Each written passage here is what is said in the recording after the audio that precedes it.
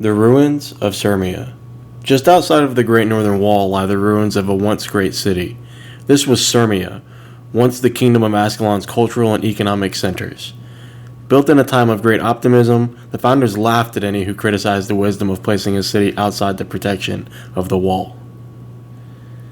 Hello everybody! Today's episode is pretty special as it's my first time using my new microphone. I hope you recognize an improvement in the audio quality, and be sure to give me some feedback in the comments after watching the video. Ruins of Surmia is a longer mission compared to some of the other cooperative missions we've completed so far. In this mission, our main objective is to protect Rurik as we free prisoners taken captive by the Char army. After freeing the captives, Rurik decides to push forward to the old capital of Draskir. We are met with a closed drawbridge, and after opening it, Isobel and her party find mages held prisoner by the Char. We end up freeing those mages and making a last stand against incoming waves of Char forces before escaping through a portal summoned by one of the mages. During our escape, we discover a magical artifact known as Stormcaller, which will be used in the next mission, Nolani Academy. As you can see, we go into this mission a little overleveled, but Isobel actually wiped during our first attempt. This is one of the major letdowns to relying on henchmen to fill your team comp. Their AI is sometimes not the best, and they only have a resurrection signet, which can only be used one time. We lost a few party members trying to complete the bonus, and then we eventually met a group we couldn't handle, which you saw at the opening of the video. At the start of the mission, we wade through densely packed groups of devourers who are mostly casting necro hexes and ranger skills. You can see that I had to take on more of a support role this mission, as I didn't bring a dedicated healer in favor of having more damage in my party composition. I don't remember there being so many devourers at the start of the mission, but you shouldn't have too much trouble if you bring AoE skills and possibly some interrupts and hex removal. I brought Chaos Storm for some added AoE and relied on my Healing Breeze to offset any condition or hex damage my party might take. After you defeat the groups of devourers, the rest of the mission is dealing with various types of Char. Your main concern here are once again going to be dealing with ranged casters such as Chaots and Mind Sparks, as well as fire callers. You also might see hunters and stalkers who could give you some trouble. Make sure that you keep up with Rurik because his survival is necessary for you to successfully complete the main mission objective.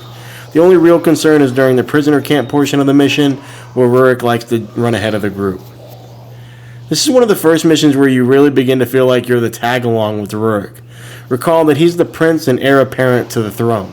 He desperately wants to find a better life for Ascalonians by escaping the reach of the Char. In contrast, his father, King Adalbern, refuses to cede any more territory to the Char and wants to hold out as long as possible.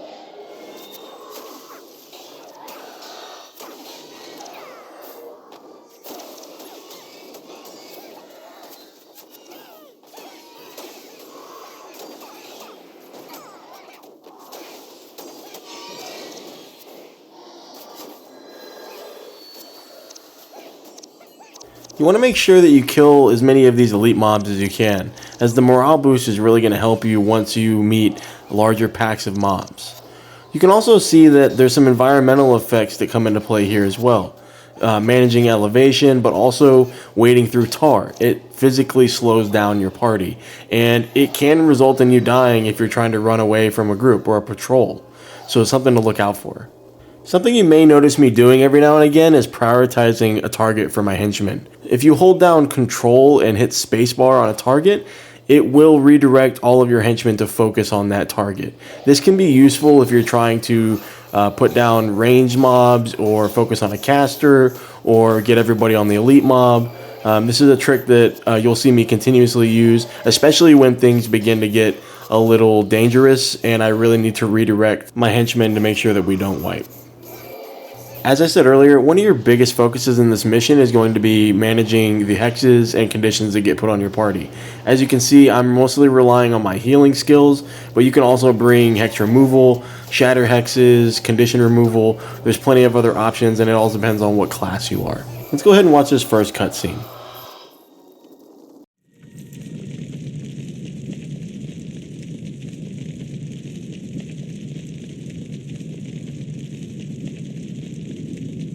Gods, how long have you been out here, man? I don't know.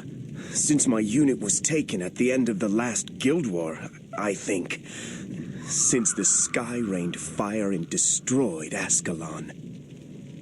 You've been here since the searing? That's over 2 years. Are there others? Yes, the remnants of my unit. The Flaming Scepter mages. Soldiers who have been slaves since the end of the war? They're being held in the ruins of the old capital, Draskir. Then we go to Draskir. My lord, night is falling. If we don't head for the wall now, we may all be captured. I understand the dangers, but Balthazar be damned if I allow those soldiers to remain slaves to the Char.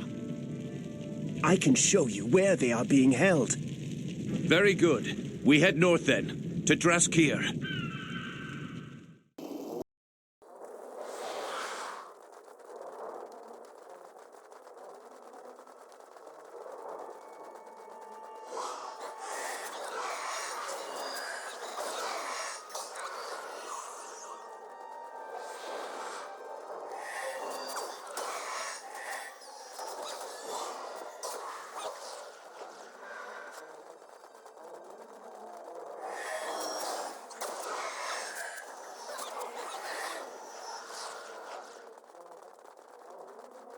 Make sure you don't miss the bonus mission objective, which can be hard to find since it's off the beaten path.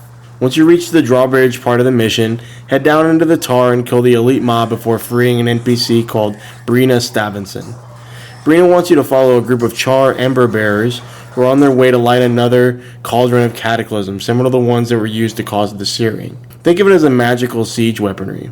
Follow the Ember Bearers to the flame cauldron and put the fire out before moving on to the rest of the mission. I want to make sure I cleaned up some of the comments I made in prior episodes regarding bonus rewards and morale boosts. Bonus mission objectives grant you experience only in normal mode. Once you begin to tackle missions in hard mode, a form of endgame content, you do earn gold and skill points in addition to the experience. I previously said that morale boosts only granted an increase in your party's health, while it actually increases your energy as well. So I just wanted to clear that up.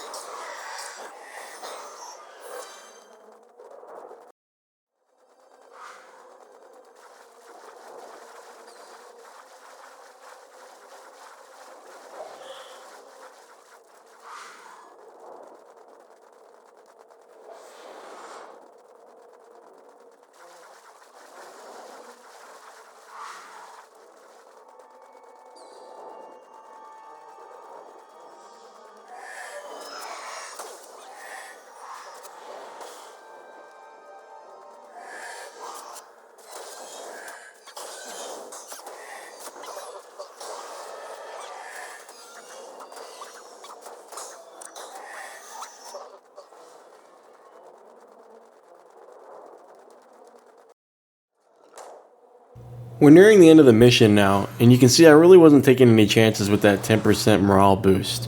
We don't have too much trouble clearing out these last few mobs before we rescue these mages and enter to the obelisk phase of the mission. And so what you have to do here is you have to drag each of the NPCs over to these 3 obelisks, which they will use to strike down and attack incoming waves of char that you see surrounding this fortress. One of the mages will be behind you trying to summon an escape portal.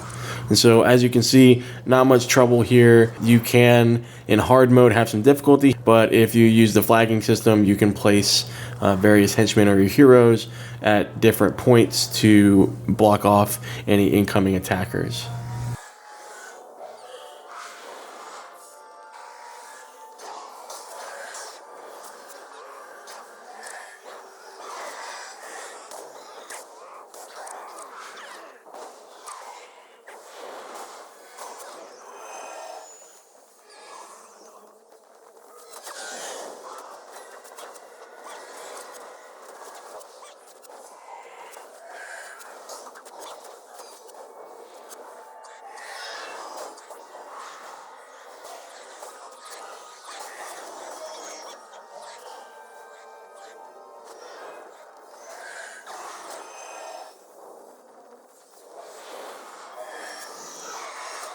And so once we defeat each of the packs, you can see we have the ending cutscene.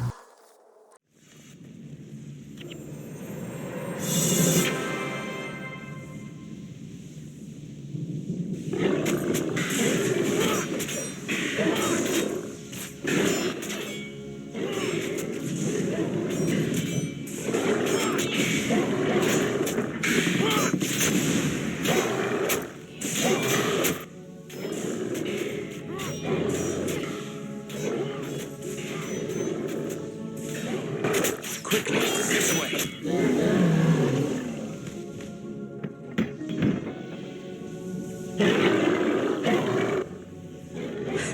That was close.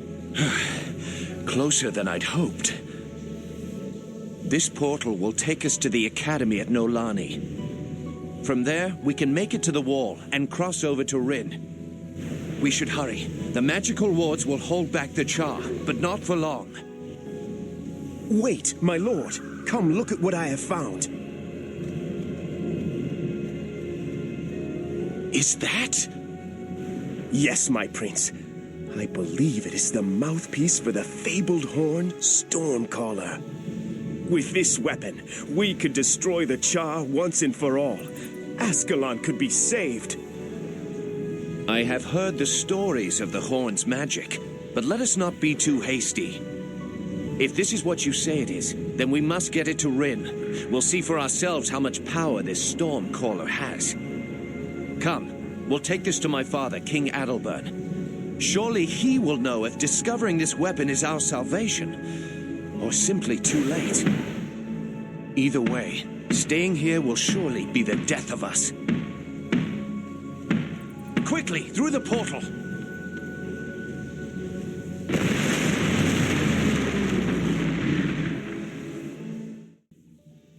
Alright guys, that's episode 4 in the books. This is the second to last mission in the region of Ascalon before we move on to a different biome. Please, once again, leave me some comments about how the microphone sounds. I'm hoping to continue to make subtle improvements so that the quality of the videos goes up. I'll see you guys next time.